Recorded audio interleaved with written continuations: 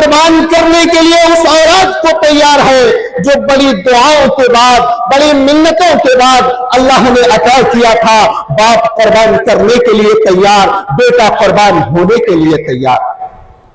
میرے بھائیوں، میرے بزرگوں، یہ باپ بیٹی کی قربانی ہم کو اور آپ کو اور امت مسلمہ کے ہر فرد کو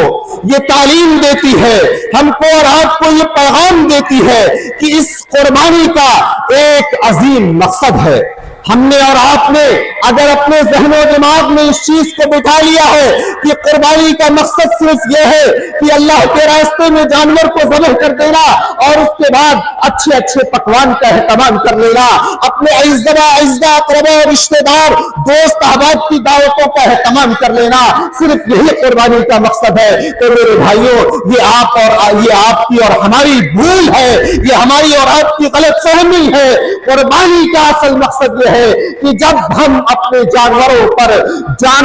اللہ کے راستے میں قربان کریں تو اس قربانی کے وقت ہمارے اور آپ کے دلوں کے اندر یہ جذبہ پیدا ہونا چاہیے کہ اللہ اگر ہم تیرے حکم پر اس جانور کو قربان کر سکتے ہیں تو تیری رضا دلی اور خوشنودی کے لیے ہم اپنے خواہشات نفس کو ضرورت پڑنے پر قربان کر سکتے ہیں۔ ہم اپنے اندر پیدا ہوئی وہ بیماری جس کو کینہ کہتے ہیں، جس کو حسد کہتے ہیں، جس کو ایک دوسرے سے جلنا کہتے ہیں، جس کو کبر و گھمنڈ کہتے ہیں، ان تمام چیزوں کو قربان کر سکتے ہیں۔ ہر اس عمل کو ہم تیرے لیے قربان کر سکتے ہیں جو تیرے اور تیرے رسول کے حکم کی خلاف ورزی پر ہم کو لے جائے۔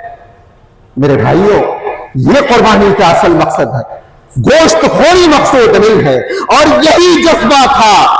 یہی وہ خلوص للہیت تھی جو رب کو ایسی پسند آئی کہ قیامت تک آنے والے ہر کلمہ گو شخص کے لیے اللہ سبحانہ و تعالی نے قربانی کو مشروع قرار دیا۔ میرے بھائیوں، میرے بزرگوں، یہ قربانی جس خانوادے سے، جس گھرانے سے ہمارے اور آپ تک پہنچتی ہے، اس گھرانے کے تعلق سے آپ نے اس گھرانے کے ایک ایک فرد کے حوالے سے جمعہ کے خطبات میں علماء کی زبانی مستقل سنا ہوگا، تفصیل میں جانے کی ضرورت نہیں ہے، لیکن اگر سرسری طور پر جائزہ لیا جائے تو حقیقت میں اس گھرانے کا ایک ایک فرد، خانواد ابراہیمی کا ایک ایک فرد ہمارے اور آپ کے لیے اسوہ ہے، نمونہ ہے، آئیڈیل ہے۔ ابراہیم کی زندگی کو دیکھا جائے تو ان کی زندگی ہم کو اور آپ کو یہ پیغام دیتی ہے کہ جہاں معاملہ اللہ کی توحید کا ہو، جہاں معاملہ رب کی وحدانیت اور اس کی یکتائیت کو ثابت کرنے کا ہو،